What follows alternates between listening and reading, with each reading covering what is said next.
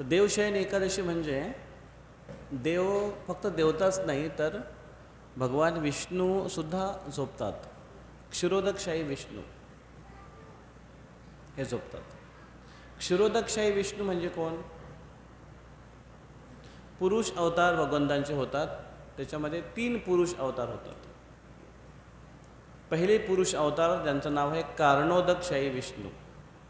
कारण उदक जल ज्यावर ते झोपलेले असतात. कुठली कारण जल कुठलं आहे? याला म्हणतात विरजा नदी, जी भौतिक जगत क्रॉस करताना एक भौतिक जगाची आणि आध्यात्मिक जगाची बॉर्डर म्हणून लागते. त्याला म्हणतात विरजा नदी. ही तीच विरजा नदी आहे जी प्रत्येकाला ओलांडावी लागते मृत्यूनंतर. म्हणून पोहायला शिका. म्हणून पोहायला शिका. कोणाला कोणाला पोहता येतं हात वर करा. अरे 1 2 3 4 5 6 7 8. अच्छा, थोडं थोडं पोहायला कोणाला येतं? यांच्यापासून दूर राहा. नदीत तुम्ही आंघोळ कराल तर ज्यांना थोडं थोडं पोहायला येतं, बरोबर ना? ते पण बुडतील, तुम्हाला पण बुडवतील. इकडे कोणाला चांगलं पोहता येतं? चांगलं पोहता येतं? वा. अजून थोडं थोडं कोणाला पोहता येतं? नदीकडे बघत बघत कोण? मग विरजा नदी जर ओलांडायची आहे, खूप मोठी नदी आहे ती ओलांडायची आहे, तर पोहायला शिकलं पाहिजे आपण. पोहायचं म्हणजे काय? असे कर्म करायला शिकलो पाहिजे की ज्या कर्माने आपण विरजा सागर, विरजा नदीत तरून जाऊ. तिथे चांगले चांगले तैराकू खाली डुबतात. म्हणजे खूप धार आहे का त्याला? नाही. जो सत्कृत्य केलेलं नसेल, पुण्यवान नसेल, ज्याच्या जीवनात भरपूर पाप असतील, अशांना ती नदी फार क्लेशदायक असते.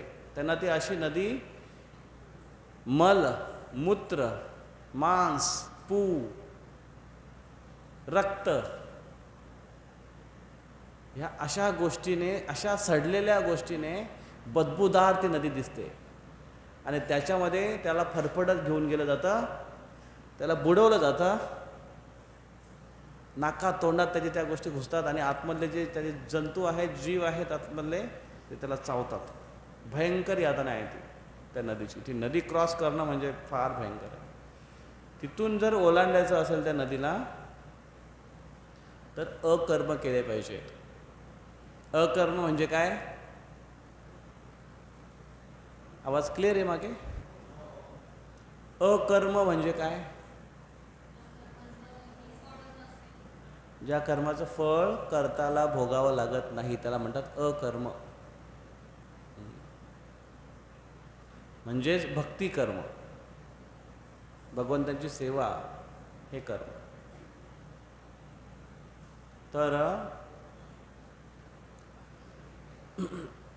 तर तिथे जे विष्णू असतात झोपलेले त्या सागरावर, त्यांना म्हणतात महाविष्णू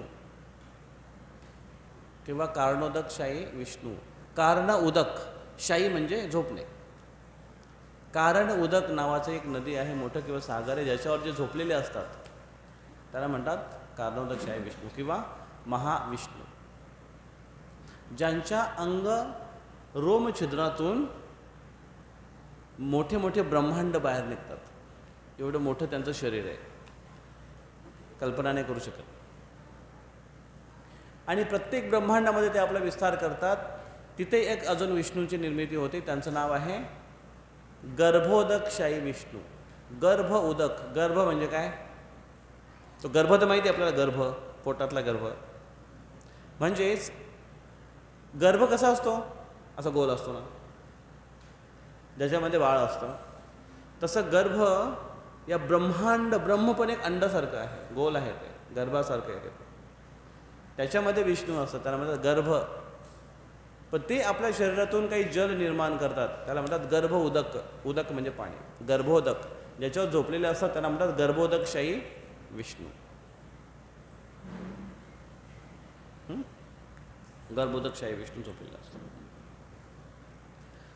आणि त्या प्रत्येक ब्रह्मांडाच्या मध्ये ते गर्भोदकशाही विष्णू काय करतात, आपल्या नाभीतून त्यांचं कमळनाल बाहेर निघतं, कमळाचा देठ बाहेर निघतो. आणि त्या कमळाच्या देठामध्येच पूर्ण 14 भुवन असतात. आणि कमळाच्या वर, कमळाच्या फुलामध्ये ब्रह्माजी असतात, जे सत्य लोकामध्ये निवास करतात. ते कमळाचं देठ खूप उंच जातं, त्याच्यामध्येच पूर्ण ब्रह्मांड भरलेलं आहे. त्यांचं कार्य फक्त सृष्टीची निर्मिती करणं, सूक्ष्म रूपामध्ये आणि स्थूल रूपामध्ये. मग तेच गर्भोदकशाही विष्णू आपला विस्तार करतात त्या ब्रह्मांडाच्या आतमध्ये, जिथे क्षीरोदकशाही, जिथे दुधाचा समुद्र आहे ज्याच्यावर झोपलेले असतात, त्याला म्हणतात क्षीरोदकशाही विष्णू. ते विष्णू त्याच्यावर आराम करतात. आणि ब्रह्मांडामध्ये जेव्हा जेव्हा काही प्रॉब्लेम्स होतात, असुरांचं आक्रमण होतो, तेव्हा सगळे देवी देवता कुठे जातात, कुठल्या विष्णूकडे जातात, या क्षीरोदकशाही विष्णूकडे जातात. क्षीर उदक शाही, ही गोष्ट समजली तुम्हाला? क्षीर म्हणजे काय? दूध. क्षीर उदक म्हणजे दुधाचा सागर. त्या दुधामध्ये पाणी नाही सांगाल, दुधामध्ये पाणी म्हणजे क्षीर उदक. तो दुधाचा सागर ज्याच्यावर झोपलेले असतात विष्णू, क्षीरोदकशाही विष्णू. पहिले सांगितले ते कुठले विष्णू? कारणोदकशाही विष्णू. कशावर झोपलेले असतात ते? कुठल्या पाण्यावर? विरजा नदी. कारण उदक, कारण उदकवर झोपलेले कारणोदक. शाही म्हणजे झोपणे. त्याच्यानंतर त्यांचं कार्य काय आहे? ब्रह्मांड निर्माण करणे. त्यांच्या शरीराच्या रंध्रातून ब्रह्मांड मोठे मोठे बाहेर निघतात. ब्रह्मांड निर्माण झालं त्यांचं काम, झोपलेले आहेत ते. आणि जेव्हा पूर्ण सृष्टीचा प्रलय होतो तेव्हा सगळे ब्रह्मांड त्यांच्या परत शरीरामध्ये प्रवेश करतात. एवढंच त्यांचं काम. ते ब्रह्मांडाची कालगणना किती आहे? किती वर्ष ते बाहेर राहतात ब्रह्मांड? जेव्हा ते महाविष्णू आपला श्वासोच्छ्वास सोडतात, असं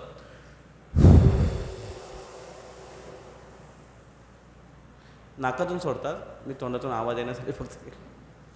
तो श्वास केवढा लांब सोडीपर्यंत सृष्टीची निर्मिती होते आणि सृष्टी कार्य करायला लागते.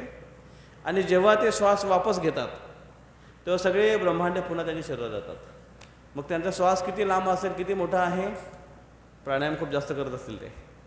तो किती आहे त्याची गणना सांगतो मी तुम्हाला. मग ब्रह्मांडाची निर्मिती केली. मग प्रत्येक ब्रह्मांडामध्ये एक विष्णू आहेत अजून. कुठले? गर्भोदकशाही विष्णू, गर्भ उदकशाही विष्णू. कशावर झोपलेले आहेत ते? पाण्यावर झोपलेले आहेत. कुठल्या? गर्भोदक. त्यांच्या शरीरातून पाणी निर्माण होतं आणि जे अर्ध्या ब्रह्मांडाला भरतात ते गर्भ उदक. त्या पाण्याला काय म्हणतात? गर्भोदक. गर्भ उदक, गर्भोदकशाही. याचं वर्णन कुठे आहे? श्रीमद भागवतमच्या पहिल्या स्कंदाच्या 3ऱ्या किंवा 4थ्या अध्यायामध्ये आहे याचं वर्णन.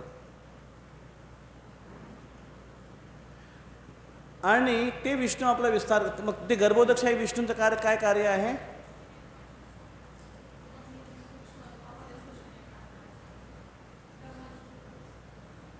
सगळे हेच बोलतात तुम्ही. हां, त्यांचं कार्य काय आहे? गर्भोदकशाही विष्णूंचं कार्य काय आहे? सृष्टी निर्माण करणं. अजून काय करतात? त्यांच्या नाभीतून काय निघतं? कमळ निघतो. आणि तो कमळ, त्या कमळाच्या फुलावर कोण असतात? ब्रह्माजीचा जन्म होतो त्या फुलांवर. म्हणजे जसं बाळाचा जन्म होतो, ती कमळ नाभीची नाळ जोडलेली असते बघा, काय म्हणतो त्याला? नाळच म्हणतात ना. नाळ नाभीशी जोडलेली असते त्याची, बाळाचं कनेक्शन नाभीतून, तिथून त्याचं पोषण होतं. तसं ब्रह्माजीच्या गर्भोदशाही विष्णूच्या नाभीतून कमळाचं नाळ, कमळाचा देठ बाहेर निघतो, त्याच्यातून ब्रह्माजीचा जन्म होतो. ब्रह्माजींना जन्म देण्यासाठी विष्णूंना लक्ष्मीची गरज पडली नाही, ते स्वतः सृष्टी निर्माण करू शकतात. आणि त्या ब्रह्माजी ज्या फुलावर आहे, वर सगळ्यात उंच हे आहे सत्यलोक, आणि त्या कमळाच्या देठामध्येच पूर्ण आहे 14 भुवन. एवढं मोठं ते देठ आहे, एवढं उंचीचं देठ आहे. 14 भुवन त्याच्यामध्येच सामावलेले आहेत. हे कार्य आहे कोणाचं? कोणाचं कार्य आहे? गर्भोदकशाही विष्णूंचं कार्य. मग अजून त्यांचा विस्तार करतात ते दुसऱ्या विष्णूमध्ये. त्यांचं नाव क्षीरोदकशाही विष्णू. क्षीर उदक कशावर झोपलेले असतात? ते दुधाच्या सागरावर झोपलेले असतात.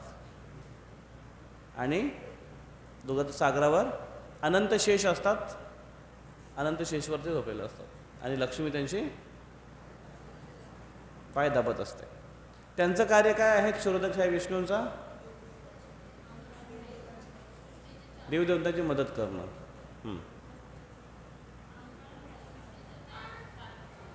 अवतार घ्यायचा, सृष्टीचं चालक, सृष्टीला मेंटेन करतात. जेव्हा जेव्हा असुर आक्रमण करतात तेव्हा तेव्हा देवतागण कुठे जातात? ब्रह्माजींकडे. मग ब्रह्माजींना पण ते होत नाही, मग ब्रह्माजी कुठे जातात? क्षीरोदकशाही विष्णूंकडे, आणि म्हणतात की असाचा प्रॉब्लेम आहे भगवान, तुम्ही या. मग भगवान प्रकट होतात वेगळ्या वेगळ्या अवतारामध्ये. 3 विष्णू आहेत, कारणोदक, गर्भोदक आणि क्षीरोदक. क्षीरोदकशाही विष्णू हे ऑलरेडी शाही म्हणजे झोपलेले आहेत. झोपलेले म्हणजे लेटले तर आराम.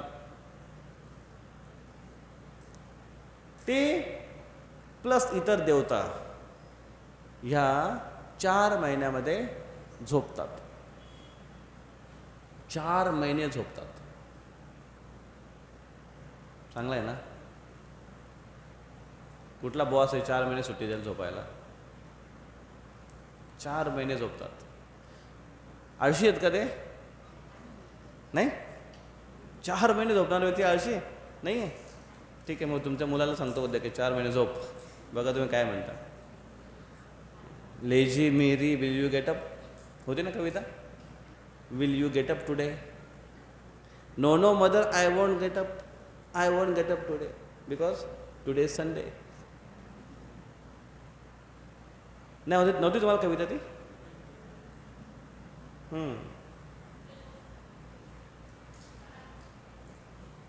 मग ते कसे आळशी नाही ते तुम्हाला सांगतो मी. काय आलं? एक गाडी करायला 4 लोक?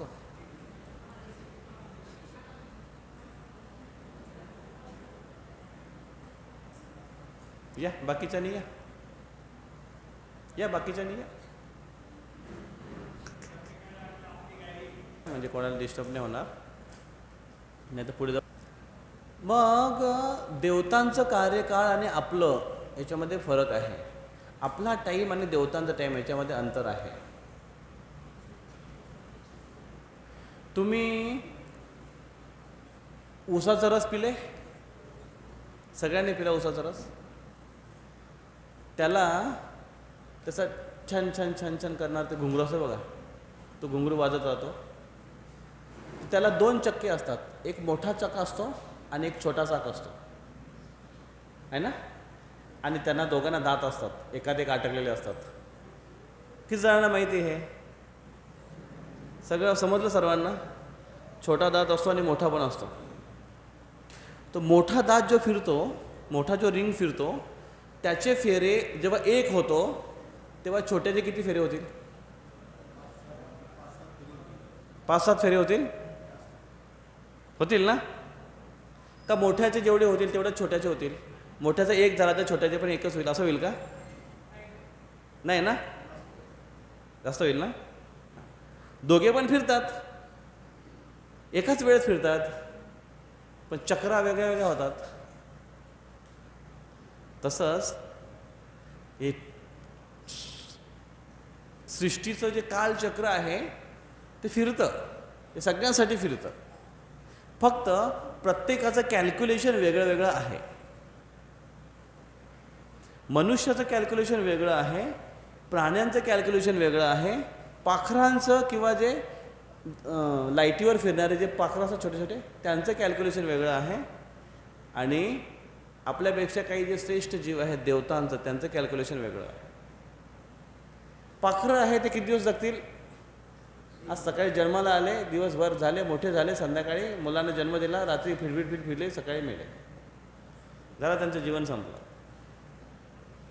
पक्ष्यांचं जीवन अजून 4-5 वर्षाचं आहे मोठ्या मोठ्या. प्राण्यांचं जीवन एक 10-12 वर्षाचं आहे. मनुष्याचं जीवन थोडं मोठं आहे, 50, 60, 70, 80. देवतांचं जीवन जास्त आहे, वेगळं आहे. पण मनुष्याचं जे 50-60 वर्ष आहे त्याच्या तुलनेने पाखरांचं जे छोट्या छोट्या कीटकांचं जे जीवन आहे ते फार तुच्छ आहे. तसंच देवतांच्या जीवनासमोर मनुष्याचं जीवन हे तुच्छ आहे. कारण देवतागण जास्त जगतात, मनुष्य फार कमी जगतो. जसं ते किडे खूप कमी जगतात मनुष्याच्या तुलनेने, तसं आपण खूप कमी जगतो देवतांच्या तुलनेने. कसं कॅल्क्युलेशन बघा, वर्णन आहे शास्त्रांमध्ये की जेव्हा मनुष्याचा 1 महिना होतो तेव्हा देवतांचे 2 तास होतात. त्यांचा मोठा चक्र आहे, आपले छोटे चक्र आहे. त्यांचा 1 फिरतो, आपलं जास्त फिरतात. त्यांचे 2 तास होतात, आपला 1 महिना होतो. मग आपल्या 1 वर्षाचे त्यांचे तास किती होतील? कोण सांगेल? हातवर करा.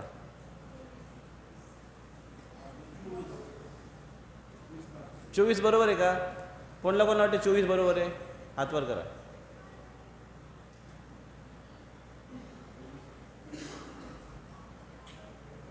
तर बाकीच्यांनी कॅल्क्युलेशन करणं बंद करा, मी सांगतो, म्हणजे इकडे लक्ष लागेल. 1 महिन्याचे 2 तास तर 12 महिन्याचे 12 24 तास. आणि दिवस किती तासाचा असतो? 24 तासाचा दिवस असतो. म्हणजे त्यांचा 1 दिवस पूर्ण झाला, आपला 1 वर्ष पूर्ण होतो. त्यांचा 1 दिवस तर आपला 1 वर्ष. त्यांच्या म्हणजे आपला 1 महिना तर त्यांचे 2 तास, बरोबर ना? आपले 4 महिने तर त्यांचे किती तास झाले? 8 तासच झोपतात ते, म्हणजे याचा अर्थ 4 महिन्याचा चातुर्मास येतो ना. चातुर्मास आता सुरू होईल. देवशयन एकादशी झाली, देव झोपले की हा चातुर्मास सुरू झाला. आणि उत्थान एकादशी येते कार्तिक महिन्यामध्ये 4 महिन्याची. कुठल्या महिना? श्रावण, भाद्रपद, अश्विन, कार्तिक, हे 4 महिने आहेत. कार्तिकला उत्थान एकादशी असते, देव उठतात, म्हणजे 4 महिने झोपतात. आपल्या हिशोबामध्ये 4 महिने आहेत. त्यांचे किती तास झाले? आणि आपण किती झोपतो? 10 तास. परत त्याच्यामध्ये ते दिवसा झोपत नाही, आपण दिवसा झोपतो ते वेगळं. मग आपण जेव्हा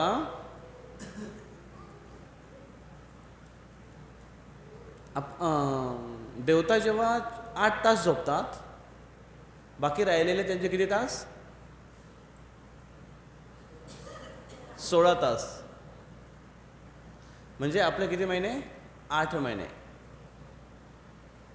या 16 तास किंवा या त्यांच्या 24 तासामध्ये ते एकदा भोजन करतात, एकदा जेवतात. दिवसातून ते एकदा जेवतात. आपण वर्षातून एकदा पितृंना घास घालतो, श्राद्ध करतो, वर्षातून एकदा करतो. पितृ देवता लोकांमध्ये आहेत, आपण वर्षातून एकदा करतो, त्यांना दिवसातून एकदा मिळतं, म्हणजे रोज जेवतात ते. दिवसातून एकदा जेवतात ते देवता, दोनदा जेवतो तो माणूस, तीनदा जेवतो तो पशु, आणि दिवसभर खात राहतो त्याला शोधू आपण कोण आहे.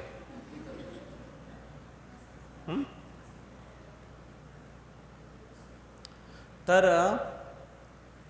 मग हे 4 महिने म्हणजेच 8 तास त्यांचे देवतागण झोपतात. पण मग झोपून पण या सृष्टीचं काम कसं काय चालतं? जसं इंद्रदेव आहे, देवांचा राजा आहे इंद्र. मग इंद्र जर झोपले, पाऊस कोण पाडेल? पाऊस पाडायचं डिपार्टमेंट इंद्रांकडे आहे. ती सेवा कोण करेल?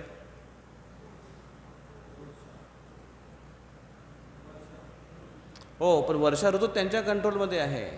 ढग कुठे पाठवायचे, कुठे पाऊस पाडायचा हे ते ठरवतात. कशावरून ठरवतात ते? किती धार्मिक आणि किती पुण्यवादी लोक आहेत, किती सत्संगी आहेत आणि किती वेळेवर सत्संग येतात. यज्ञात भवतो पर्जन्य, यज्ञ कर्म समुद्भव. कृष्ण म्हणतात गीतेमध्ये. पर्जन्य कसा होईल, पाऊस कसा पडेल? यज्ञात भवतो पर्जन्य. यज्ञ केल्याने पाऊस पडतो. कुठला यज्ञ? प्रत्येक युगामध्ये वेगळा यज्ञ. आणि कलियुगामध्ये कुठला यज्ञ आहे?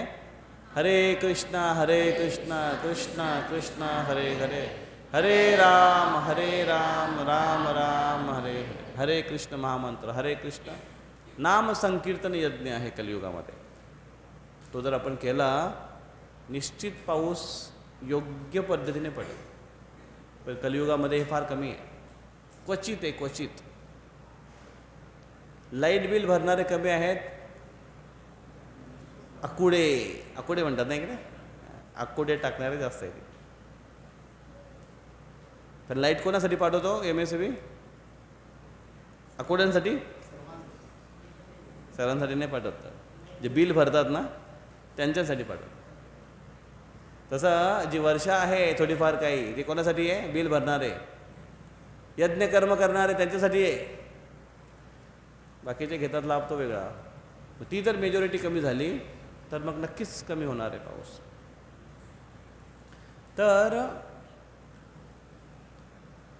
देवतागण जरी झोपी गेले तरी त्यांची शक्ती कार्य करते. जसा व्यक्ती मोठा होत जातो तसा तो पर्सनली स्वतःहून काम करत नाही. एखादा मोठा शेठ असेल, स्वतः काम करेल तो सांगेल लोकांना, हे कामं करून घ्या. कंपनीचा मालक आहे, त्याला मशीनवर जाऊन काम करायची गरज आहे? जर कंपनीमध्ये कंपनीचा मालक शेठ जर नसेल तरी कंपनी चालेल की नाही? पण जर वर्कर नसेल तर, एम्प्लॉई नसेल तर? प्रोडक्शन करणारे कोण आहेत? एम्प्लॉई आहेत, हो ना?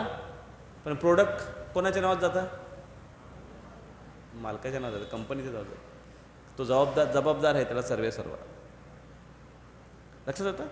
मोठा व्यक्ती जसा होतो तसं त्याला स्वतः काम करायची गरज नाही, त्याची शक्ती काम करते. तसं देवतागण फार शक्तिशाली आहेत, त्यांच्या शक्ती कार्य करतात, त्यांना स्वतः काम करायची गरज नाही. आणि भगवान विष्णू हे तर स्वतः भगवंत आहेत, त्यांना स्वतः काम करायची गरज नाही. परास शक्तिर्विविध वैश्वते स्वाभाविकी ज्ञान बलक्रियाच न तस्य कार्यम करणम च विद्यते. भगवंतांना कार्य करायची गरज नाही. का? त्यांची शक्तीच कार्य करून घेतात. मग या चातुर्मासमध्ये जर देव झोपले तर मग अवतार कसे घेतात? जन्माष्टमी येते चातुर्मासमध्ये, गणेश चतुर्थी येते चातुर्मासमध्ये, गणपती झोपले, गौरी पण येतात चतुर्मासमध्ये. मग 4 महिने तर झोपले ते.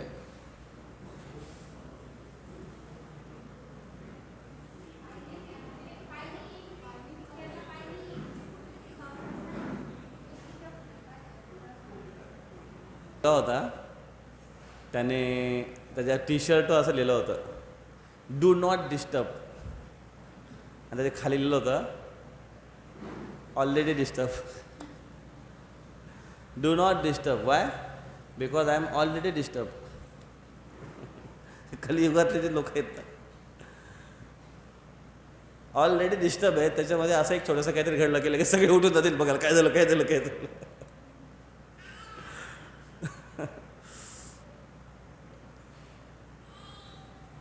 पूर्ण ध्यान लागलं पाहिजे आपलं. ही जर सवय लावली नाही आता तर जीवनामध्ये ज्या घटना घडतात छोट्या मोठ्या त्याच्यानं डिस्टर्ब होऊन जाऊ आपण. त्याची इतर तर प्रॅक्टिस केली पाहिजे. तर मग हा जो महिना आहे हे जे आता 4 महिने येतील त्या 4 महिन्याला चातुर्मास्य म्हणतात आणि भगवंत त्याच्यामध्ये झोपलेले असतात असं आहे. पण भगवंत झोपलेले असून सुद्धा कार्य करतात म्हणून त्यांच्या झोपेला निद्रेला म्हणतात योग निद्रा. योग निद्रा आध्यात्मिक आहे, याच्या पलीकडे आहे. कॅल्क्युलेशनबद्दल आपण ते चर्चा करणार होतो. जसं मी तुम्हाला सांगितलं की कारणोदक शाही विष्णू हे श्वास सोडतात आणि त्यातून काय निघतं, श्वास सोडतात तेव्हा काय निघतं त्यांच्या शरीरातून ब्रह्मांड बाहेर निघतात. आणि ते किती वेळ राहतात ब्रह्मांड श्वास घेईपर्यंत. पण त्यांचा श्वास किती लांब चालतो त्याच्यावर थोडी चर्चा करू. देवतांचा कार्यकाळ तुम्हाला सांगितला, त्यांचा 1 दिवस म्हणजे आपला 1 वर्ष. पण त्याच्यावर अजून जर वर गेले ब्रह्मलोकांमध्ये तर ब्रह्मलोकांचा काळ अजून मोठा आहे. तर ब्रह्मदेवांचा 1 क्षण म्हणजे आपला 1 वर्ष होतो. ब्रह्मदेवाचे 1000 चतुर्युग होतात. ब्रह्मदेवांचा 1 दिवस म्हणजे 12 तास म्हणजे आपला 1000 चतुर्युग होतात. 1000 चतुर्युग म्हणजे 4 युगांचा 1 चतुर्युग, त्याला दिव्य युग म्हणतात. 4 युगांचा 1 चतुर्युग. 4 युग कुठले कुठले?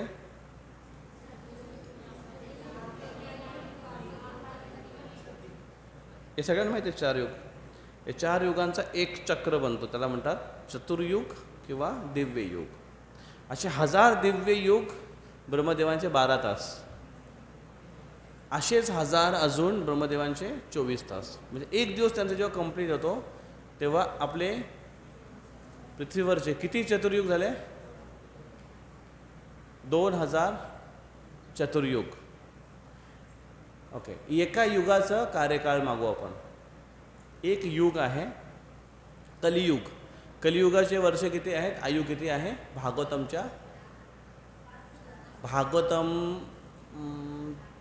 आय थिंक पहिल्याच स्कंदामध्ये की पुढे वाटतं कालगणनेमध्ये वर्णन येतं.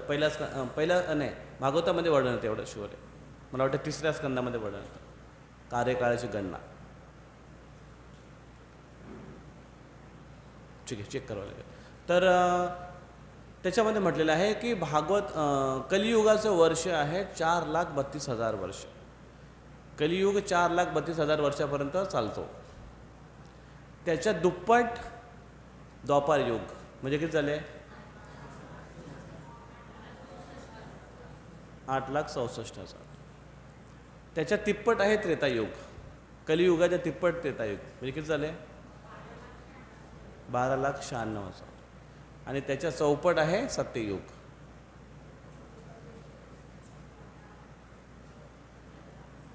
कलियुगाच्या चौपट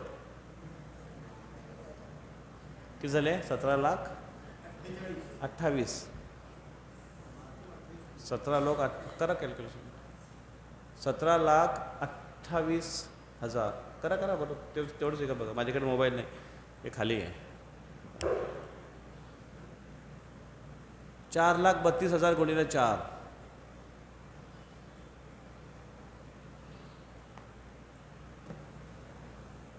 हे किती झाले? 17,28,000 एका चतुर्युगाचे. 1 चतुर्युग किती वर्षांचा? 17,28,000 1 चतुर्युग. असे 1000 चतुर्युग किती झाले?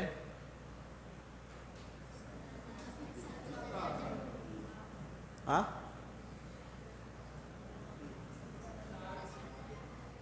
17,28,000 वर 3 शून्य. हे 12 तास झाले. त्याच्या अजून तेवढेच 12 तास दुप्पट जे करा. 17,28,000चं दुप्पट करा. 17,28,000 वर 3 शून्य गुणीला 2. अरे कॅल्क्युलेट करा ना, मोबाईल आहे ना तुमच्याकडे.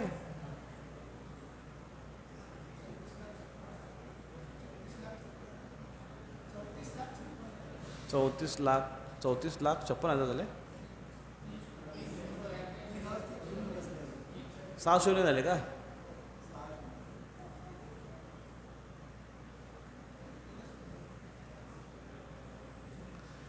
हा झाला ब्रह्माजींचा 1 दिवस 24 तास. किती? 34,56,000 वर 6 शून्य. ब्रह्माजींचा 1 दिवस 24 तास. असे ब्रह्माजींचा आठवडा, 1 महिना, 30 दिवसाचा 1 महिना. आणि असे ब्रह्माजींचा 12 महिन्याचा 1 वर्ष. किती झाले? असे ब्रह्माजी 100 वर्षे जगतात. तर कॅल्क्युलेशन. असे ब्रह्माजी 100 वर्षे जगतात. आणि जेव्हा ब्रह्माजींचं 100 वर्ष पूर्ण होतं तेव्हा महाप्रलय होतो. आणि त्यावेळेस सगळे ब्रह्मांड महाविष्णूंच्या शरीरामध्ये जातात. किती वर्षानंतर? ब्रह्माजींच्या 100 वर्षानंतर. म्हणजे आपले किती वर्ष झाले? तेवढा लांब महाविष्णूचा श्वास चालतो. समजलं? नाही समजलं ना? नाही समजलं हे समजवण्यासाठी हे सांगितलं की कसं हे आपण समजू शकत नाही. फार मोठं गणित आहे ते.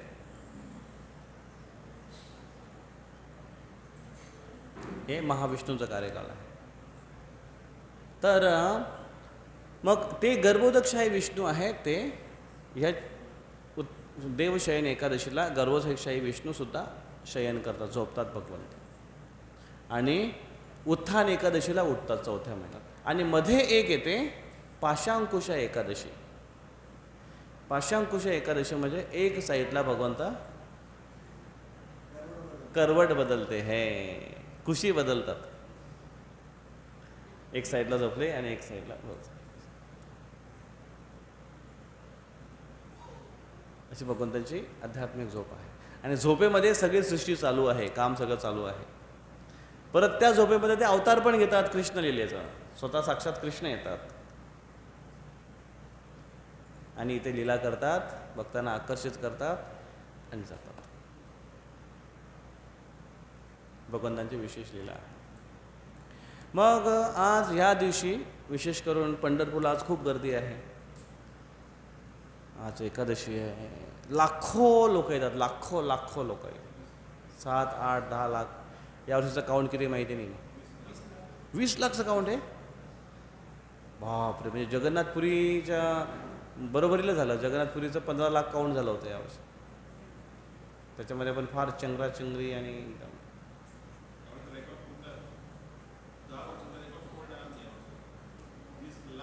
पंढरपूरला बाप.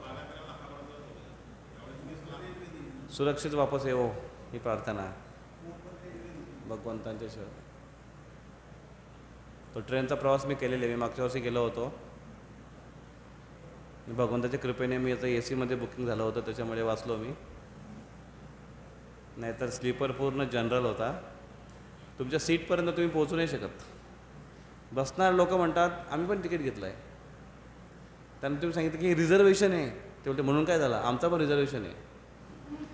ते म्हणते, त्यांना म्हणतात तुम्ही तिकीट दाखवा. लगेच तिकीट पण दाखवतील. हे बघ तिकीट आमचं. त्यांना म्हणतात हे जनरल तिकीट आहे. बोले ते आम्हाला माहीत नाही. तुम्हाला काय करा जाऊन करा, आम्ही बसलो आहे. काय कराल तुम्ही जाऊन? काहीच नाही करू शकत. RPF यायला तयार नाही, TT यायला तयार नाही. जय रामजी की पुंडलिक वरदा हरे विठ्ठल. ज्ञानदेव तुकाराम. तर आज मोठा उत्सव आहे. का उत्सव आहे एवढा मोठा? विठ्ठलाच्या भेटीसाठी सगळे भक्तगण येतात. का विठ्ठलाच्या भेटीसाठी येतात? कारण आज आता भगवंत झोपणार आहेत. 4 महिने देवाला डिस्टर्ब नाही, देवाचं दर्शन नाही, किंवा एक भावना आहे भगवंत झोपतील आता, मग चला त्यांच्या दर्शनाला जाऊया. मग सगळे भक्तगण वारकरी जे आहे, वारकरी म्हणजे वार करणारे नाही, वारी करणारे वारकरी. कसली वारी? वारी म्हणजे काय? फेरी. जो चुकवी जन्म मृत्यूची फेरी तो वारकरी असे संत म्हणतात. जन्म मृत्यूची फेरी चुकवणारे जे आहेत त्यांना म्हणतात वारकरी, वारी करणारे. नाही तर जन्म मृत्यूच्या चक्रामध्ये असतो, वारी करत असतो, ह्या जन्मातून त्या जन्मात, त्या जन्मातून त्या जन्मात, त्या जन्मातून त्या जन्मात. वारी चुकवण्याचा जो प्रयत्न करतो तो वारकरी आहे. मग आपण प्रयत्न करतोय का वारी चुकवण्याचा? प्रयत्न म्हणजे काय? वारी चुकवण्यासाठी प्रयत्न म्हणजे काय? वारी चुकवण्यासाठी ज्या आवश्यक आहे त्या गोष्टी करतोय आम्ही. करतोय का? वारी कशी चुकेल?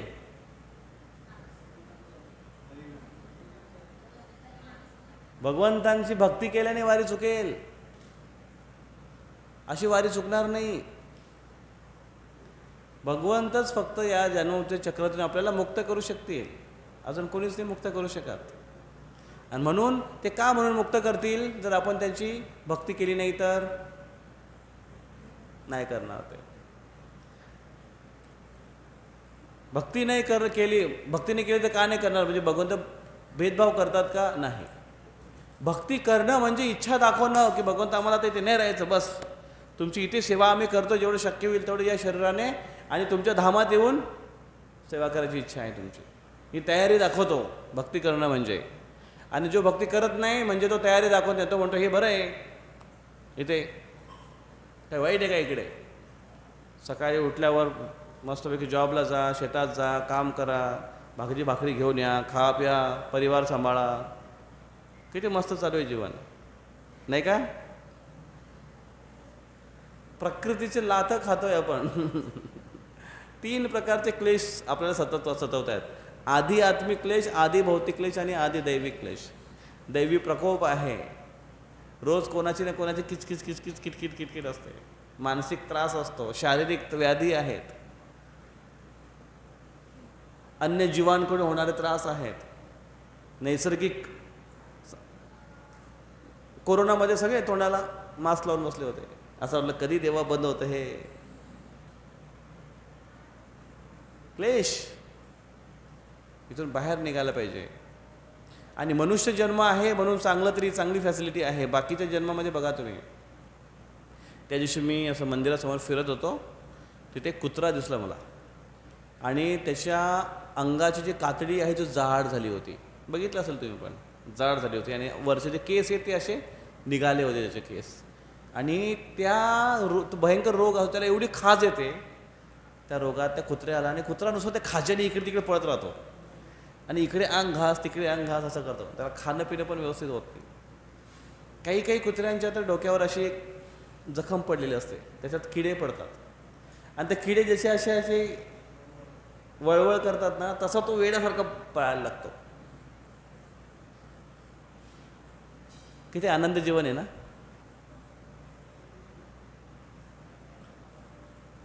आपल्याला त्याचे काय जास्त घेणं नाही. काय कुत्रा आहे ना तो, आपलं काय, आपण माणूस, किती दिवस माणूस राहणार आहे.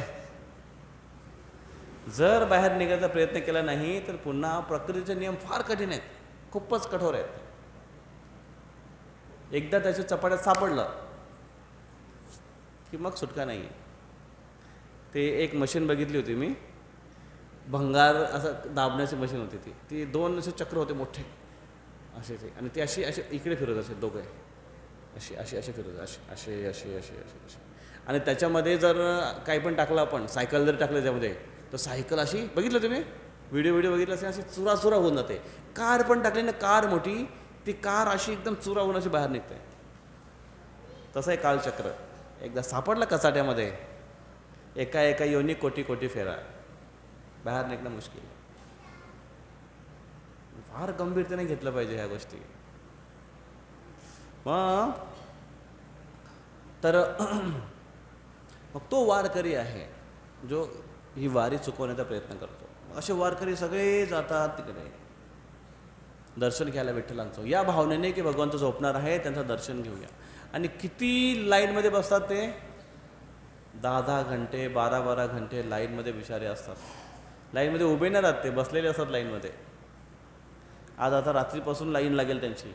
द्वादशीला रात्री दिवसभरापासून काही लोक लाईनला लागतात, तर द्वादशीला सकाळी किंवा मग पारणाच्या टाईममध्ये त्यांचं दर्शन होतं. म्हणून ते रिटर्न तिकीट नाही काढत. एवढी गर्दी असेल इथे. आणि दर्शन घ्यायला कोणाचं जातात? पांडुरंगाचं. तुमच्यापैकी किती जणांनी पांडुरंगाचं दर्शन घेतलं आहे? विठ्ठलाचं चरण दर्शन. अरे वा, खूप जणांनी घेतलं आहे चरण दर्शन. त्या चरणांना एक होल पडलेले कोणी कोणी बघितलं आहे? वरून असा थोडा एक खड्डा आहे, एक थोडा खड्डा आहे बोटाजवळ, पायाच्या अंगठ्याजवळ. एक भक्त होते, त्यांची जिज्ञासा होती अशी की खरंच विठ्ठल स्वयंभू आहेत का, खरंच भगवंत आहेत का तिथे उभे, ही त्यांना जिज्ञासा होती आणि डाऊट्स होता मनामध्ये. आणि त्यांनी शास्त्रामध्ये जे वाचलं होतं की भगवान कृष्णांचं अंग जे आहे, शरीर आहे, ते अतिशय कोमल आहे. कशासारखं? मक्खनसारखं. माखन माहिती आहे? बटर बटर बटर लोणी, लोणी फ्रीजमधला बटर नाही, प्रेस केलेला तो नाही, लोणी आत्ता काढलेला लोणी, एकदम सॉफ्ट. त्या बटरमध्ये असं बोट घातलं तसं होल पडेल, असं त्यांचं अंग आहे. हे त्यांनी शास्त्रामध्ये त्यांनी ऐकलं होतं. तो लाईनमध्ये गेला होता आणि बघण्यासाठी की खरोखर भगवंत आहेत का. आणि त्यांनी चरणाचं दर्शन घेतलं आणि पायाला असं बोट लावून बघितलं आणि त्याचं बोट आतमध्ये गेलं. आणि बोट गेल्याबरोबर त्यांनी असं बाहेर काढलं, अरे अरे खरंच सॉफ्ट आहे एवढा, खरंच भगवंत उभे आहेत. तो होल अजूनही आहे. ते जर बघायला ते छोटासा खड्डा पडला इथे. आणि बाकी ठिकाणी सगळ्यांनी चरणाला हात लावून लावून, माथा लावून लावून ते थोडं झिजलंय. पण हे एकच भगवंत आहेत असे की ज्यांच्या जवळ जाऊन स्पर्श करता येतो स्वयंभू भगवंतांना. हे आपल्या महाराष्ट्राची विशेष कृपा आहे भगवंतांची. भक्तीचं माहेर घर मांडलं जातं पंढरपूर. आणि भगवान पांडुरंग उभे आहेत. आणि कोण आहे ते पांडुरंग? कृष्ण. हे स्वतः कृष्ण आहेत. का आले इथे? बायकोला शोधत शोधत. बायकोला शोधत तर सगळेच नवरे जातात, लग्नाच्या अगोदर पण लग्नानंतर पण शोधतच राहतात.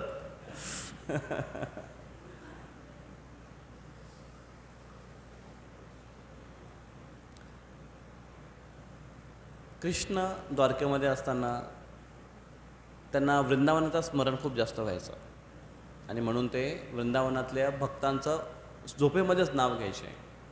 त्यांच्या सगळ्या पत्नी विचारायचे की कोण असे विशेष भक्त आहेत भगवंतांचे. आणि मग एकदा श्रीमती राधाराणी द्वारकेला त्यांनी भेट दिली आणि भगवान कृष्ण खूप खुश झाले राधाराणीला बघून. त्यांची चर्चा करत होते आणि त्यांचे फार जवळ बसून ते फार चर्चा करत होते. हे रुक्मिणीने बघितलं आणि रुक्मिणीला चांगलं नाही वाटलं हे की. आणि म्हणून रुक्मिणी थोडंसं रागावून रुसून द्वारका सोडून निघून गेली. द्वारका गुजरातमध्ये आणि राग तिथून कुठपर्यंत आली? महाराष्ट्रामध्ये आली. पण घरी नाही गेला रुक्मिणी देवी. त्यांचं घर कुठे आहे रुक्मिणींचं माहेर? कौंडिन्यपूर. कौंडिन्यपूर अमरावती.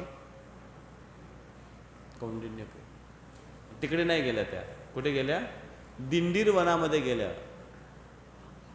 पंढरपुरामध्ये. पंढरपुरात एक दिंडीर वन आहे तिथे.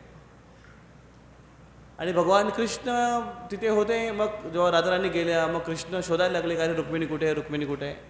रुक्मिणी रागात गेली, कुठे गेली. मग रुक्मिणीला शोधण्यासाठी भगवंत निघाले. मग रुक्मिणीला खुश करण्यासाठी त्यांना जे आवश्यक आहे, त्यांना जे चांगलं वाटतं त्या गोष्टी घेऊन निघाले. काय गोष्टी घेऊन निघाल्या? 3 गोष्टी घेऊन निघाल्या. एक, गायी. कृष्णासोबत गायी घेऊन निघाल्या. दुसरा, यमुना आणि तिसरा गोवर्धन. तिघांना सोबत घेऊन निघाले तिथे. का? कारण गोवर्धन आणि गाई आणि काय यमुना या कृष्णांना खूप प्रिय आहेत. तर ते तिन्ही पण या पंढरपुरामध्ये आहेत. चंद्रभागा यमुनेच्या रूपामध्ये, गोवर्धन. मग ती सगळ्यात पहिल्यांदा कुठे आले पंढरपूरला? एक गोपाळपुरा म्हणून एक स्थान आहे. गोपाळपुरा आठवतं? जिथे जनाईचं जातं पण आहे. तुमच्या की मागच्या वर्षी आपण गेलो यात्रेमध्ये, तेव्हा कोण आला होता आपल्या दुसऱ्यांसोबत? तुम्ही होते ना? गोपाळपुरा तिथे बसलो होतो, कीर्तन केलं होतं. खाली गुफेमध्ये पण जाता येतं. गेले होते तुम्ही कोणी गुफेमध्ये खाली? जिथे जनाबाईला दर्शन द्यायचे भगवान विठ्ठल, त्यांच्यासोबत बसून पांडुरंग दळण दळायचे. खाली गुफा आहे त्या मंदिरामध्ये. तर ती टेकडी आहे. ते टेकडी, ते स्थान म्हणतात गोवर्धन आहे. तिथे थांबले. आणि बाजूला कृष्णाने एका ठिकाणी चंद्रभागेच्या किनारी बसून गोपाळकाळा केला होता भक्तांसोबत. माहिती आहे गोपाळकाळा कसा काय असतो? आणलेली शिदोरी एकत्र मिक्स करतात. त्याची पद्धत आता पण आहे. काल्याचं कीर्तन होतं तर तेव्हा मुरमुरे म्हणजे लाह्या आणि अजून फुटाणे आणि अजून असं काय काय गोष्टी एकत्र मिक्स करतात, दही मिक्स करतात आणि वाटतात लोकांना हा काय काळा. ते कृष्णाने ते केलं होतं यमुनेच्या किनारी. ते स्थान आहे, त्याला म्हणतात विष्णुपद. हे स्थान विष्णूंचे चरण लागले तिथे भगवंतांचे. गाईच्या खुरांचे चरण लागले, काठीचं चरण तिथे निशाण लागलेलं त्या दगडांवर. तिथे भगवंत आले. आणि मग तिथे त्यांनी गोपाळकाला केला संगीसोबत, गायी होत्या. मग त्यांनी बघितलं की एक स्थान आहे जिथे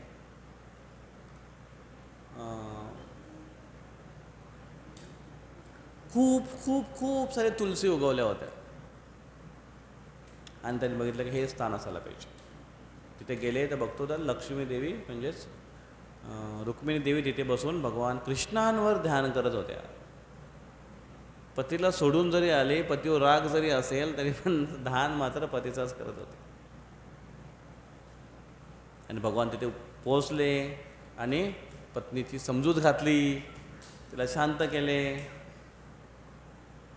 त्यावेळेस भगवान जेव्हा आले तिथे, रस्त्यात त्यांना एक भक्त भेटले ज्यांचं नाव होतं, बोला, भक्त पुंडलिक. हे भक्त पुंडलिकांच्या मागच्या जन्मामध्ये म्हणजे कृष्णांच्याच लिलेत हे मुचकुंद नावाचे एक राजा होते. हे मुचकुंद राजा एवढे शूर पराक्रमी होते की देवतांचं मार्गदर्शन करण्यासाठी युद्धामध्ये देवतांवर असुरांनी आक्रमण केलं होतं. आणि त्या असुरांना मारण्यासाठी मदती म्हणून या मुचकुंदाला धरतीवरून देवताने बोलवलं होतं. म्हणजे पूर्वीचे राजे, पूर्वीचे लोक एवढे शक्तिशाली असे होते की देवतागणसुद्धा पृथ्वीवर येऊन बघत होते, त्यांची मदत घेत होते. जसं दशरथ महाराजसुद्धा, त्यांच्याबद्दल सुद्धा वर्णन, अर्जुनाच्याबद्दल सुद्धा वर्णन येतं. अर्जुनाला सुद्धा निवात कवच या असुरांना मारण्यासाठी अर्जुनाला बोललं होतं. आजकाल नाही बोलवणार कोण पृथ्वीच्या लोकांना. का? स्टँडर्ड फार लो झालेलं आहे. एक तर शौर्य राहिलेलं नाही आहे. फक्त शूरवीर फक्त कुठे बघायला भेटेल? पिक्चरमध्ये. त्या हिरोने एक लात मारली की 4 लोक असे लांब उडतात.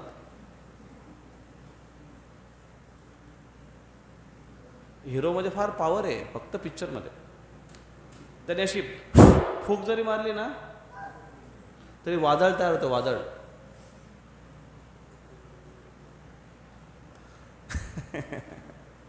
पण पूर्वी खरोखर असे शूरवीर होते. मग त्या मुचकुंदाने त्यांना खूप मदत केली. 6 महिने जवळजवळ युद्ध चालला तिकडे. पण ते 6 महिने देवतांचे 6 महिने होते. सांगितलं ना, देवतांमध्ये जर 6 महिने गेले तर पृथ्वीवर किती वर्ष गेले असतील? करा कॅल्क्युलेशन. मग सांगितलं मी, पृथ्वीवरचा देवतांचा 1 दिवस म्हणजे इथलं किती 1 वर्ष. तिकडचे 6 महिने गेले देवतांचे, म्हणजे पृथ्वीवरती किती गेले असतील? करा करा करा.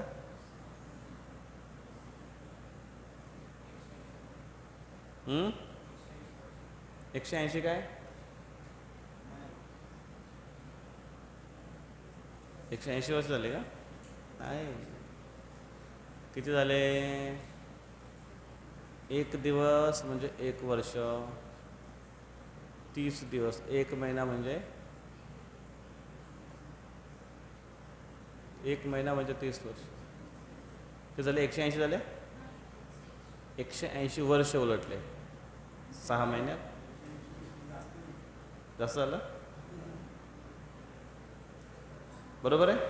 बरोबर आहे. मग त्याच्याने पिढी निघून गेली, 2-3 पिढी निघून गेल्या. मग ते खूप थकले मुचकुंद. देवतांनी सांगितलं की खूप खूप धन्यवाद, तुम्ही खूप मदत केली, झाला आता आमचा प्रॉब्लेम सॉल्व, आता आम्ही तुमच्यावर खूप खुश आहे, मागा तुम्हाला काय वरदान. मुचकुंद राजाला विचारलं. मुचकुंद राजा म्हटले, मी खूप थकलो आहे, मला आराम करायचा आहे, अशी जागा माझ्यासाठी द्या की जिथं मी आराम करतो. कारण ते पुन्हा पृथ्वीवर येणार होते. देवताने म्हटले की तू पृथ्वीवर आला असतं, तुझं सगळं राज्य बिजे सगळं गेलं आहे, पिढ्या उलटल्या इकडे, मग काय करायची इच्छा आहे? ते म्हणलं मी जातो, मला आराम करायचा आहे, मी खूप थकलो आहे, अशी मला जागा द्या की जिथे मला कोणी डिस्टर्ब करणार नाही, आणि ज्याने डिस्टर्ब केलं तो माझ्या दृष्टीच्या डोळ्यांच्या अग्नीने जळून भस्म झाला पाहिजे, दृष्टीने जळून भस्म झाला पाहिजे. देवताने म्हटलं तथा असतो. मुचकुंद राजा खाली आले, एका गुफेमध्ये विश्राम करत होते. भगवान कृष्ण जेव्हा पृथ्वीवर द्वापर युगामध्ये जेव्हा लीला करत होते, त्यावेळेस जेव्हा त्यांच्या मागे कालयवन नावाचा असुर लागला, मोठी सेना घेऊन आला होता कालयवन. भगवान कृष्ण युद्धाला बाहेर निघाले आणि त्यांनी युद्ध काही केलंच नाही, असेच पळाले युद्धातून. कारण एका वेळेस 2 राजांनी आक्रमण केलं होतं, एक कालयवन आणि दुसरा जरासंध. मग जेव्हा कृष्ण पळत पळत निघाले होते, जरासंधने बघितलं की ह्या पळकुटे, जाऊ दे म्हटलं, याच्या मागे नाही जायचं. जरासंध गेला नाही, कालयवन त्याच्या मागे लागत गेला. कृष्णाच्या मागे असं पळतोय कालयवन की त्याला आता वाटलं की मी कृष्णाला आता पकडेन. कृष्ण मग खूप जास्त लांब नाही, गॅप थोडा कमी होता, जास्त गॅप केला असता तर मागे आलं नसतं ना, थोडा थोडा गॅप करत करत करत करत गेला आणि पुढे जाऊन एका गुफेमध्ये घुसले. आणि मुचकुंद जे झोपले होते त्यांच्या अंगावर आपली शॉल टाकली, आपल्या अंगावरची जी त्यांची उत्तरी होती ती त्यांच्या अंगावर टाकली आणि अंधारामध्ये एका साईडला लपवून आहे. त्यावेळेस कालयवन आतमध्ये आला गुफेमध्ये पळत पळत आणि शोधतोय कृष्णाला. बघतो तर कृष्ण झोपलेले, का अंगावर शाल बघितली आणि त्याला एवढा राग आला, म्हणे एक तर पळून आला युद्धातून आणि इथे येऊन झोपतोय. त्याने जोरात लात मारली आणि लात मारल्यावर कोण उठले? मुचकुंद महाराज उठले. आणि महाराज उठल्यानंतर मुचकुंदाने रागाने डोळे उघडले. कोणी लात मारली, रागाने डोळे उघडले, त्यांच्या डोळ्यातून जी अग्नी बाहेर निघाली ज्याच्यातून कालयवन जळून भस्म झाला. कालयवन हा असा असुर होता की त्याला कोणाच्या हातून मरण येणार नाही असं त्याला वरदान होतं, आणि म्हणून कृष्णाने अशा पद्धतीने त्याचा वापर केला. आणि मुचकुंद जेव्हा जागे झाले मग तेव्हा भगवान कृष्ण त्याच्या समोर आले आणि कृष्णांच्या अंगाचा तेज बाहेर आला, पूर्ण गुफा तेजस्वी झाली. आणि मुचकुंदाने त्यांना प्रणाम केला आणि म्हटलं भगवंता तुम्ही मला दर्शन दिलं, खूप खूप धन्यवाद. भगवान कृष्ण म्हणतात की माग तुला काय पाहिजे? त्यांनी म्हटलं मला काहीच नको आहे, मला झोपू दे. भगवान कृष्णाने त्याचा उद्धार केला. आणि भगवान कृष्ण विचार करत होते की मी या मुचकुंदाने खूप सेवा केली, याला विशेष असं मी याची महिमा वर्णित नाही केली असे भगवान कृष्णांना वाटलं. आणि भगवान कृष्ण म्हटले की मी तुला सफिशियंटली ग्लोरिफाय नाही केलेलं, म्हणून पुढच्या जन्मामध्ये मी तुला लोकविख्यात करेन. आणि म्हणून भगवान कृष्ण यावेळेस येताना पुंडलिकाकडे आले. पण पुंडलिक त्यावेळेस भगवंताचे भक्त होते का? अशी खास श्रद्धा नव्हती, नॉर्मल होतं. घरचं वातावरण धार्मिक होतं. आई वडील खूप चांगले वैष्णव होते त्यांचे. पुंडलिकाचे आई वडील खूप चांगले भक्त होते आणि ते यात्रेला निघाले होते. पुंडलिकाचा व्यवहार पण थोडा चांगला नव्हता. लग्न झाल्यापासून पुंडलिक जरा जास्त बदलला होता. बायकोच्या जरा फार जवळ जात होता. बायको बायको बायको बायको बायको खूप गोरी बायको होती. बायको भांडे घासायला जायचं होतं, अरे तुझे कोमळ हात.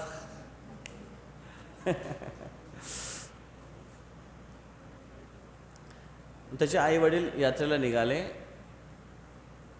आणि पुढे जाऊन ते एका आश्रममध्ये थांबले होते. त्या आश्रममध्ये आणि मग याला पण वाटलं की चला आपण पण जाऊया, किंवा त्याला काही लोकांनी सांगितलं असेल, तो वडिलांना आईवडिलांना हाकलून दिलं, लोक पण निंदा करू लागले. मग तो आईवडिलांना शोध निघाला कुठे गेले असतील काय वगैरे. तर रस्त्याला येताना तो घोड्यावर चालत होता आणि आईवडील त्याचे पायी पायी चालत होते. एका आश्रममध्ये थांबले होते रस्त्याच्या, एक महाराजांच्या आश्रममध्ये. ते फार सिद्ध आश्रम होते ते. महाराज एवढे सिद्ध होते, त्यांनी जेव्हा बघितलं या पुंडलिकाला, तर त्यांनी बघून त्याला असा दुर्लक्षित केलं, तिटकारा केला.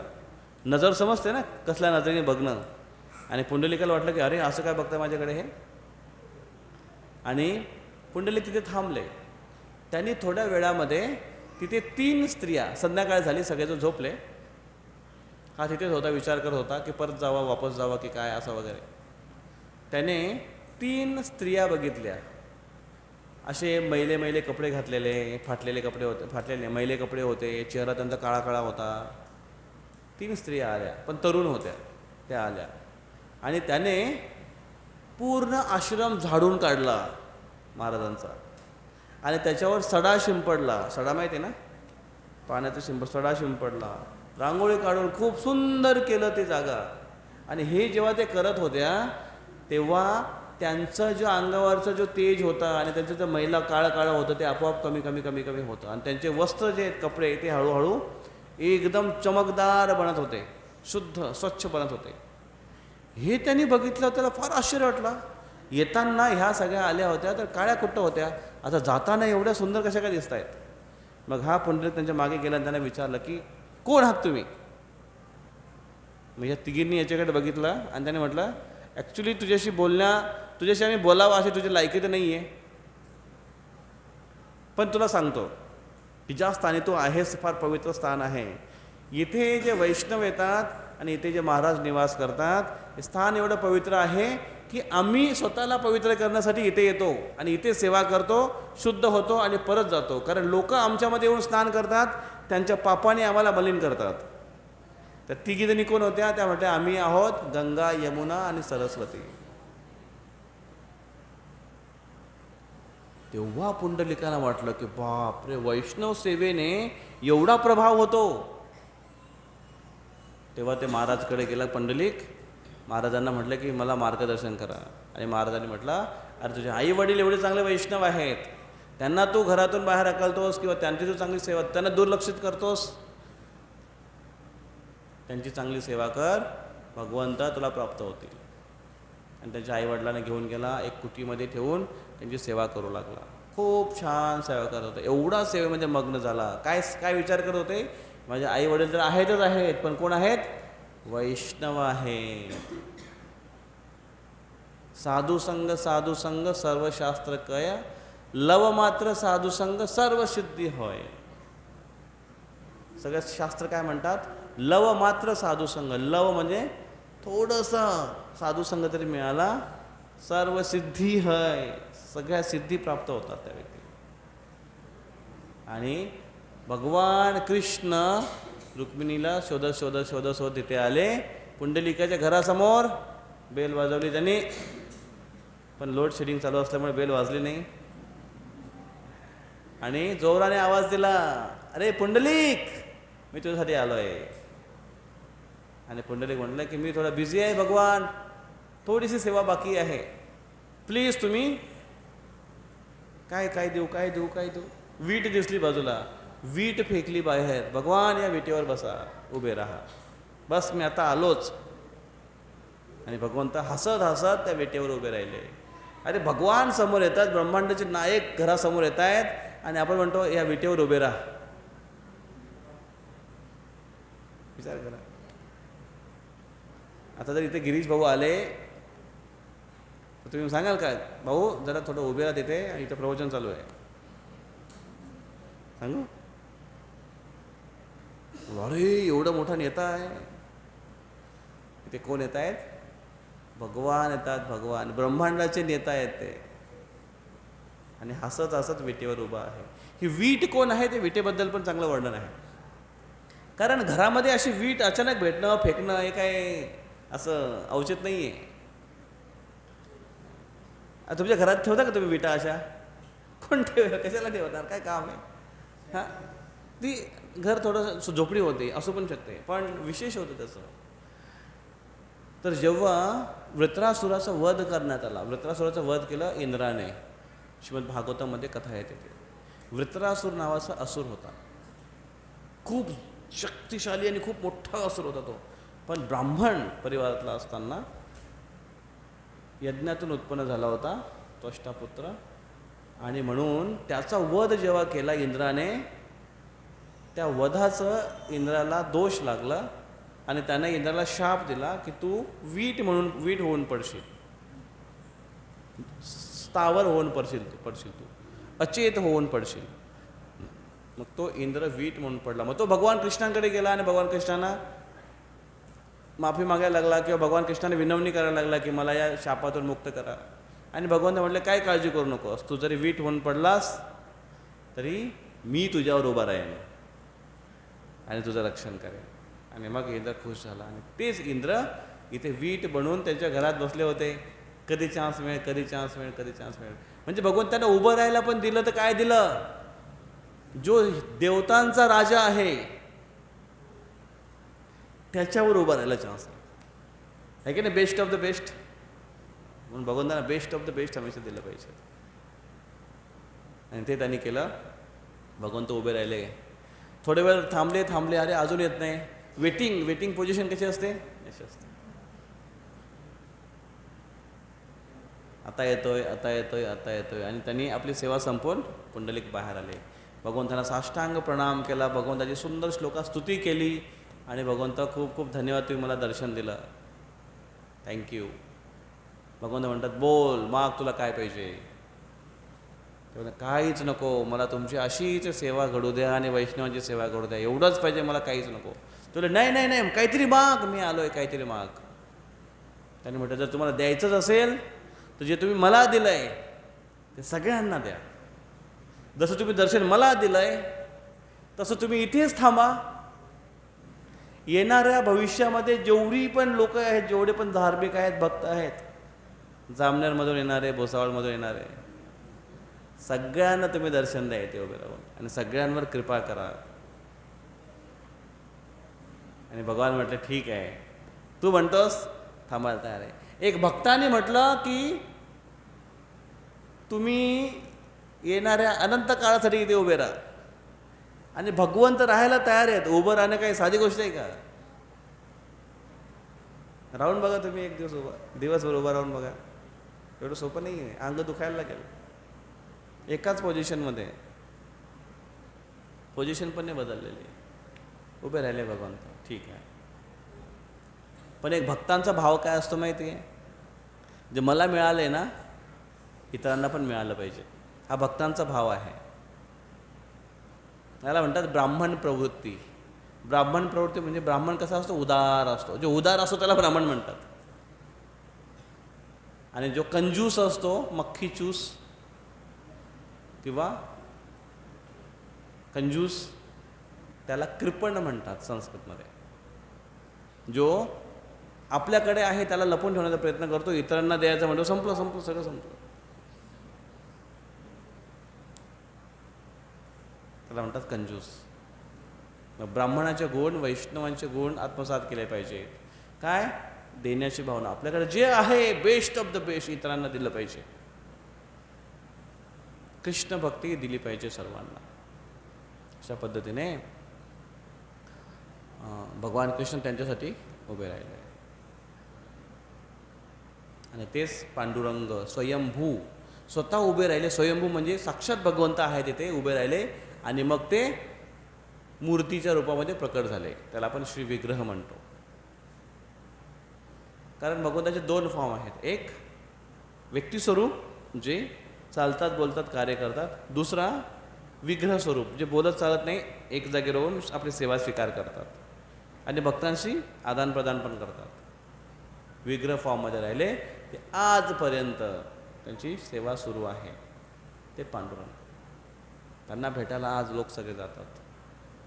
आपण प्रत्यक्षाने जाऊ शकलो, पण आपण इथे कथेच्याद्वारे त्यांचं स्मरण करण्याचा प्रयत्न केला. तर ही चातुर्मासाची सुरुवात आहे. 4 महिने आता येत आहेत पुढे. या 4 महिन्यात काय केलं पाहिजे? जास्तीत जास्त भक्तिमय कार्य करण्याचा प्रयत्न केला पाहिजे. का जास्तीत जास्त भक्तिमय कार्य आहे? कारण या महिन्यात बाकी कुठल्या स्थिती नाही. बाकी कुठली स्थिती नसण्याचं कारण आहे की फक्त या महिन्यामध्ये भगवंताची भक्तीची स्थिती आहे. बाकी काही नाही करायचं. कुठलं उद्घाटन करायचं नाही, कुठलं नवीन काही घ्यायचं नाही, काय काही काही काहीच नाही. काय आहे का या 4 महिन्यात? नो. बाकी कार्यांना सुट्टी. फक्त काय कार्य? एकच कार्य. काय? हरे कृष्ण कृष्ण कृष्ण हरे हरे, हरे राम राम राम हरे हरे. भगवंताची आराधना करणं, भक्ती करणं, नाम जप करणं, सत्संग करणं. 4 महिन्यात जास्तीत जास्त सेवा. याचा लाभ किती आहे? याचा लाभ बाकीच्या महिन्यात करण्याच्यापेक्षा जास्त पटीने आहे चातुर्मासमध्ये. म्हणजे 4 महिने आपण सोडले नाही पाहिजेत, रेग्युलर केले पाहिजेत. कोणी कोणी या 4 महिन्याचं पालन केलं होता, याला म्हणतात चातुर्मास. कोणी कोणी पालन केला होता? अहो, साक्षात भगवान विष्णू यांनीच सुरुवात केली पालन करायला. भगवान विष्णू जे अगोदर 8 महिने बाकी सगळे कार्य केले, बाह्य कार्य सगळे केले, मॅनेजमेंट सृष्टीचं हे सगळं करतात भगवंत. त्यांनी पण विचार केला का ते 4 महिने बाहेरच्या गोष्टी करायच्या, अंतर्मुख व्हायचं आहे. शयन करतायत पण त्याला म्हणतात योग निद्रा. आपल्यासारखं झोपून सुस्त नाही आहे. भगवंत अंतर्मुख होतात, मेडिटेटिव्ह वे. तसं बाह्य कार्य भरपूर करतो आपण. 8 महिने केले बाह्य कार्य, करतोयच. 4 महिने आध्यात्मिक कार्यासाठी फोकस केलं पाहिजे. पांडव जेव्हा वनवासामध्ये होतं त्यांनी पण चातुर्मास केला होता. 4 महिन्याचं पालन केलं होतं. 4 महिन्यात भगवंताची आराधना जास्तीत जास्त करण्याचा प्रयत्न केला होता. सगळे उपवास त्याचं पालन केलं होतं. ह्या सगळ्या गोष्टी आपण करायला पाहिजे ह्या महिन्यामध्ये. त्याच्यानंतर आजच्या दिवशी, एकादशीच्या दिवशी, आज एक राजा होते, मांधाता नावाचे एक राजा होते. त्यांच्या राज्यात दुष्काळ पडला होता. 3 वर्षापासून लगातार दुष्काळ होता. मग तेव्हा तिथल्या ऋषींनी, साधूंनी सांगितलं की महाराज, तुम्ही हे पाप कार्यामुळे असं घडतं, तुम्ही येणारी आषाढी एकादशीचं पालन करा, म्हणजे तुमच्या राज्यात पाऊस पडेल. आणि त्यांनी खूप चांगल्या पद्धतीने पालन केलं आणि पाऊस छान पडला आणि याच्यानंतर दुष्काळ नष्ट झाला. आणि त्याच्यानंतर पुढचे येणारे 4 महिने त्याने चातुर्मासाचं पालन केलं. चातुर्मासाचं पालन सगळे करतात आणि करायला पाहिजे. इवन नारद मुनींची स्टोरी येते श्रीमद भागवतामध्ये. नारद मुनींना शाप मिळाला होता आणि ते एक दासीपुत्र बनले. दासीपुत्र, दासी एक. आणि तिचे वडील पण नव्हते, आईच होती फक्त. ती इतरांची सेवा करायची. चातुर्मासमध्ये त्यांच्या घरी काही साधू आले, भक्त आले आणि त्यांची ती सेवा करत होती. त्यांना खाऊ घालणं, त्यांना सगळ्या गोष्टी करत होती. आणि त्यासाठी या नारद जो लहान नारद होता, बेबी नारद, याने त्यांची खूप छान पद्धतीने सेवा केली. आणि या सेवेने ते साधू एवढे संतुष्ट झाले आणि त्यांच्या आशीर्वादाने याच्या हृदयामध्ये भक्तीचं बीज उत्पन्न झालं. आणि ते बीज त्या कृपेने एवढं जोरात वाढलं. 4 महिन्यानंतर साधू निघून गेले, पण ती कृपा आहे ती अजून राहिली. लगेच त्याच्या काही दिवसानंतर लगेच त्या आईचा पण मृत्यू झाला सर्पदंशाने. एकटेच राहिलेले नारद, छोटासा बालक, घर सोडून बाहेर निघून गेले भगवंतांच्या भक्तीसाठी आणि पूर्णपणे भगवंतांना समर्पित करून भगवंताचं स्मरण करू लागले. आणि त्यावेळेस भगवंत त्यांच्यासाठी प्रकट झालं त्याच्या हृदयामध्ये आणि त्यांना दर्शन दिलं आणि त्यांना म्हटलं की असंच आयुष्यभर करत राहा. हे शरीर संपल्यानंतर तुला मूळ तुझा स्वभाव, तुझं नारदचं जे मूळ तुझं जे स्थान आहे ते तुला प्राप्त होईल. आणि हे नारद मुनींना प्राप्त झालं. कशामुळे? चातुर्मास्य वैष्णव सेवा. हे 4 महिन्यात काय काय केलं पाहिजे आपण? बाकीचे काम करायला आहे ना, वर्ष आहेत ना. आध्यात्मिक कार्य जास्तीत जास्त केले पाहिजे. आणि एकादशी जी आहे ना ती रिझर्व ठेवली पाहिजे. एकादशीला मी बाकी जास्त कामं नाही करणार, फक्त काय करणार आहे, थोडे मोठे जे काही कार्य असेल ते करून झालं की जास्तीत जास्त जप, शास्त्र अध्ययन, भागवतम अध्ययन, या गोष्टी केल्या पाहिजे चातुर्मासमध्ये. म्हणजे आपल्याला त्याचा लाभ मिळेल. करायचं पालन?